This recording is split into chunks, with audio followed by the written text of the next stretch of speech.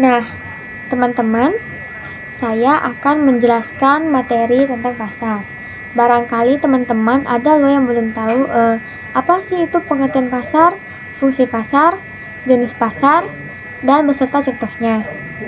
Nah, pengertian pasar dalam ekonomi, pasar adalah tempat atau situasi di mana penjual dan pembeli bertemu secara langsung untuk melakukan transaksi jual beli barang atau jasa. Nah, pasar juga gak semuanya berbentuk fisik, karena ada namanya pasar tradisional dan pasar online, di mana transaksinya dilakukan secara digital. Nah, kita lanjut ke fungsi pasar. Fungsi pasar sendiri juga terdiri dari 3 fungsi. Apa aja sih? Fungsi distribusi, fungsi pembentuk harga, dan fungsi promosi. Yang ke-1, fungsi distribusi. Pasar berperan dalam menyalurkan barang dan jasa dari produsen ke konsumen. Nah, teman-teman, fungsi kedua yaitu fungsi pembentuk harga. Fungsi pasar pembentuk harga yaitu membantu membentuk suatu harga barang atau jasa dengan melalui interaksi tawar-menawar. Nah, jenis-jenis pasar juga terbagi menjadi beberapa jenis. Saya akan menjelaskan satu jenis dari beberapa jenis tersebut, yaitu jenis-jenis pasar menurut wujudnya. Terbagi menjadi 2, yaitu pasar konkret dan pasar abstrak.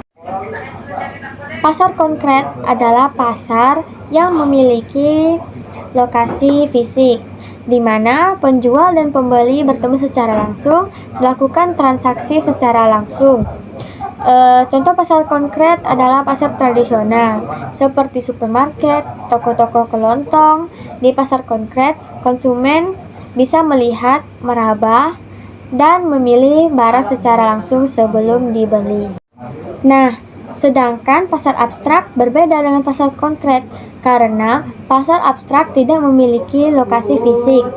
Transaksinya dilakukan secara online atau melalui media lain, tidak perlu bertemu secara langsung. Contoh pasar abstrak adalah antara lain yaitu pasar saham dan online shop atau TikTok shop.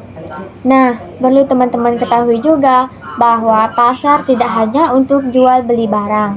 Pasar juga berperan penting untuk mengatur ketersediaan barang dan menentukan harga barang. Misalnya, ketika banyak pembeli menginginkan suatu barang atau permintaan tinggi, suatu barang bisa naik harganya. Tapi sebaliknya, kalau saat barang melimpah dan pembelinya sedikit atau penawaran tinggi, harga cenderung turun atau lebih murah. Sekian sedikit penjelasan tentang pasar dari saya. Semoga membantu teman-teman. Terima kasih sudah menonton.